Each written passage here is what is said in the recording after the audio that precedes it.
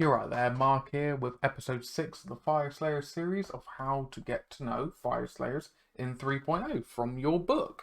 So as you can gather, this one is going to be on the lodges, the subfactions of the Fyreslayers.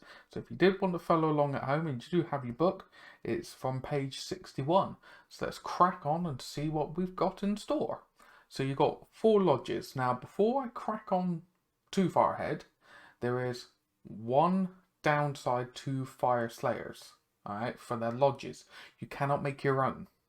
Now some other books out there do allow you to make your own, but a lot of the newer books now for 3.0 don't allow you to make your own subfaction. So just a forward warning, you won't be able to make your own lodge, okay? But as I said, a lot of 3.0 battletomes don't let you make your own subfactions. But let's crack on. So you've got Vorstag, which are the poster boys, they're the ones on the front cover. You've got Greyfeared, who are very much the mercenaries in the lore. You've got Hermdar, who are very much honor-bound warriors. You've got Lofnir, who love their droffs. Okay, so let's crack on with each different lodge. So you've got Vorstag. Now, Vorstag have Fearsome Surge, which add 1 to hit rolls and wound rolls for attacks made with melee weapons by friendly Vorstag Volkite Berserker units that made a charge in the same turn. Simple. Very, very, very simple, but very effective. Okay, so if you are going to go Volkite Berserker heavy in your army, go this way. Okay? Because with your Volkites, you can give them a horn for free, get +1 to their charge. And also, you do have your runes that allow you to get bonuses to your advance and charge. And Fyreslayers are all a lot of the time about combat. Getting +1 to hit and +1 to wound from getting into combat, not a bad choice. But you will notice these lodges don't have any locked in warlord traits or artifacts, which are quite good. So let's crack on with the next one. Greyfeared. So Greyfeared is Spoils of Victory. Now this is quite a long army trait. Add 1 to the wounds characteristics of friendly Greyfeared heroes that do not have a mount. In addition, pick up to 2 additional artifacts or powers and give them to Greyfeared heroes in your army that are not on a mount. So the way that works is you could say have a Runefather or Magmadroth be your general if you wish. Fine. You can give them a relic. But then you get 2 additional relics that you can give to your on-foot heroes. And your on-foot heroes gain a wound. Yeah, they gain an additional wound. So now you've got a little bit more tank. And as I've written up, you want these heroes to be more durable. They're giving out your bonuses. And also, you've got more options for ward saves. You can bodyguard with half-guard berserkers and so on and so forth. So this is a great one. This is genuinely really, really good. Okay, so you could have your just anyone. Your Rune Sun on foot with more wounds. Your Battlesmith is now, unless I'm mistaken, 7 wounds. It's a really good one. And all the artifacts are really, really nice. They're really good. Let's carry on. You got Hermdar. So Hermdar is very straightforward. If a friendly Hermdar unit wholly within your enemy territory or wholly within 12 inches of objective marker, fails a battle shock test, half the number of models that flee rounding up. Yeah. I hate to say this is one of the weaker ones. It's great, yeah, if you do suffer battle shock and you do have big blobs of Volkites, yes, they're less likely to, you're less likely to lose all your Volkites from failing morale.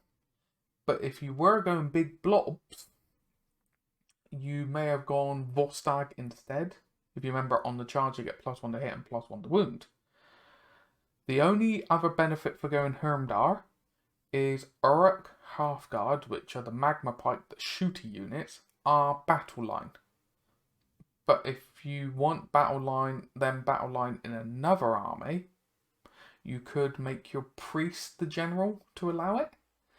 So Hermdar were near enough an auto take previously, okay, because you were -1 to wound and all this and all that with them. Now they've seemed to have been hit hard by GW, okay? Seems to be. Please comment down below if you've had any joy with them. But looking at the other lodges, these are number 4, regrettably. But let's crack on. This is a fun one. This is one that I'm really excited about, okay? If I can be impartial. Is Lofnir. Venerators of Voltrix.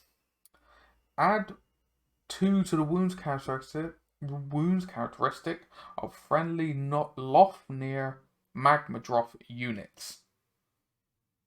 Okay. Secondly, in addition, up to 2 Lofnir Magmadroth units in your army can be given a different mount trait. Now, I went over the mount traits in the previous video, so there's 3 of them. Okay? So you just go bang, bang, bang, done. Instead of 1. That's great on its own. Okay, that you can have 3 traits for free. But now making your Magmadroths 18 wounds apiece? Okay, that's really, really good. But thirdly, you make Rune Sons on Magmadroth battle line. You're getting 3 boons. Okay? A lot of people, myself included, wanted Magmadroths to be really viable. And not just, here's a Runefather on Magmadroth. That's it. That's pretty much the only one you ever saw. Maybe a Battlesmith on Magmadroth. As a little bit of a buffing unit. But now you can bring your Rune Sons. So now you're seeing lists coming out with a Runefather, a Battlesmith, and 2 Rune Sons on Magmadroths just running around having fun. I genuinely like this one. And also, because the Rune Sons become battle line, you can put them in the troop slot for your battalions. So you could put them in Hunters of the Heartland, so they don't get affected by monstrous rampage, but they can still monstrous rampage back. It's hilarious. But as I said, I'm really excited with these lodges. So as I said, you've got Vorstag, you've got Greyfeared, you've got Hermdar, and you've got Lofnir. I'm not saying any of them are terrible. That's for your own decision, own play style. Myself, the ones that I really like at this moment in time are Greyfeared and Lofnir, because they're very different. Very, very different. Greyfeared really rewards you for having just on the ground heroes, not mounted. Whereas Lofnir rewards you for having mounted heroes. But, as always, if you have enjoyed this video, please comment down below if you had any experience. It's very much appreciated. Share it with people around you if they want to know anything about Fyreslayers. Very much appreciated. But affiliate links and support links are down below if you want to have a gander. Very much appreciated. But and if you haven't already subscribed, please do so. Absolutely would love you to join the crew. But anyway, thank you very much for watching through to the end. And instead of me blabbing along and sounding like an absolute silly one, I'll let you enjoy the rest of your day. Take care.